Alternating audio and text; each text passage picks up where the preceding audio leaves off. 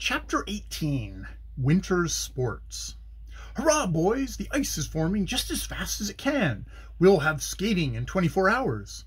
It was Sam who came rushing into the gymnasium with the news. The place was crowded at the time, for it was too cold to play on the grounds outside.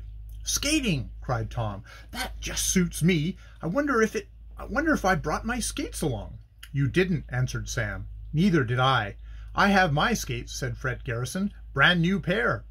My skates were old, said Tom. I must strike Captain Putnam for a couple of dollars in my allowance to buy a new pair. So must I, put in Sam.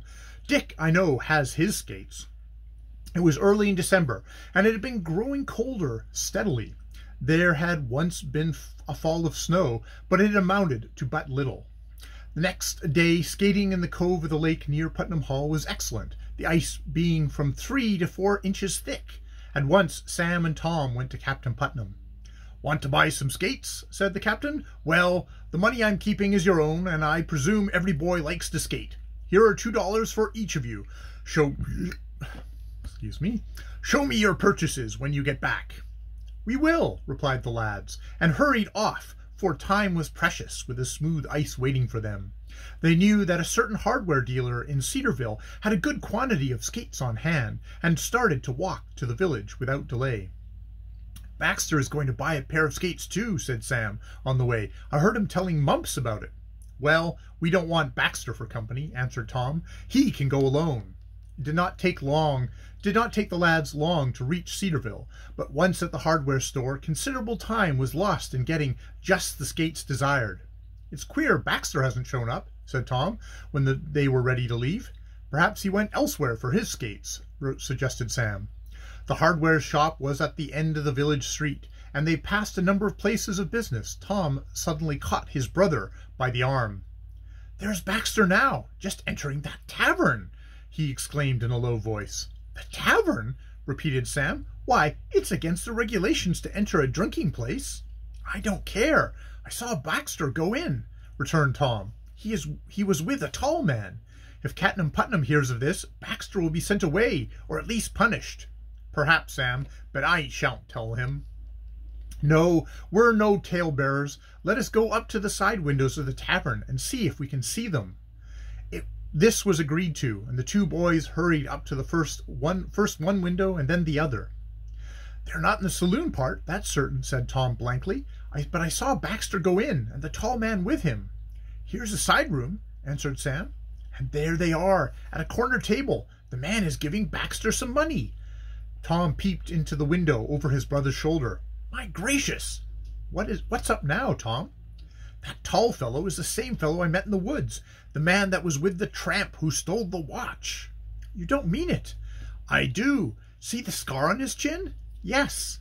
He is that thief's pal, as they call it. And he just gave Baxter some bank bills. What does it mean? I give up, but I know one thing. That man ought to be arrested.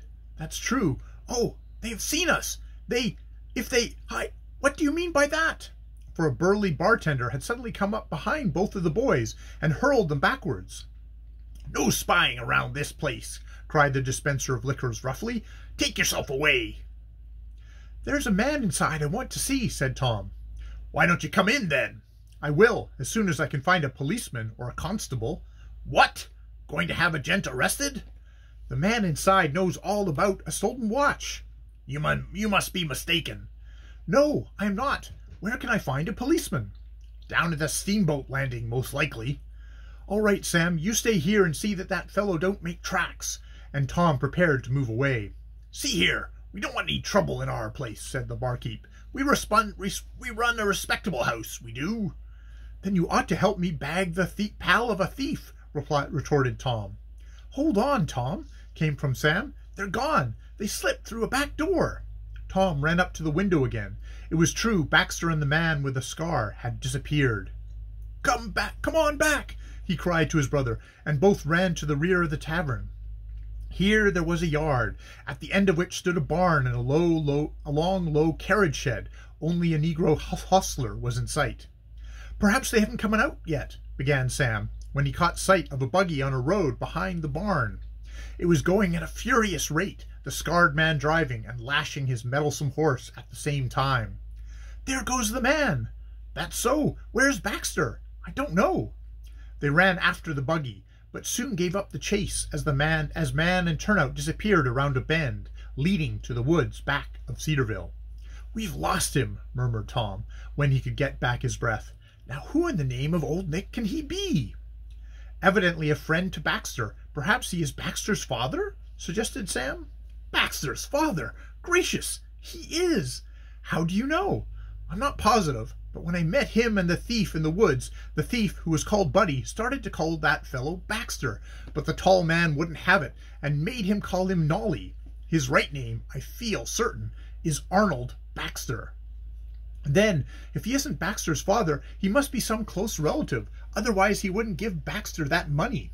Now it is easy to see where the bully gets all of his cash. That tall man must be rich. Yes, but who knows how he comes by his money? He is the chum of a thief, that's certain. A search was made for Dan Baxter, but he could not be found. As a matter of fact, he had been in the buggy, hiding under the seat.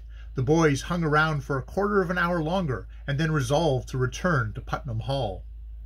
No use making a row about it, said Tom. I remember that policeman at the steamboat landing. He is a terribly fat fellow, and evidently a hard drinker. He couldn't help us enough. We had better try work this out on our own account. I'll tackle Baxter the first chance I get.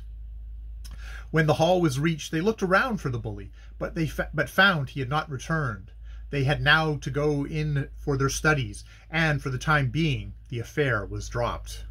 That afternoon found them on the lake, and while enjoying the skating, Dick was informed of what had occurred.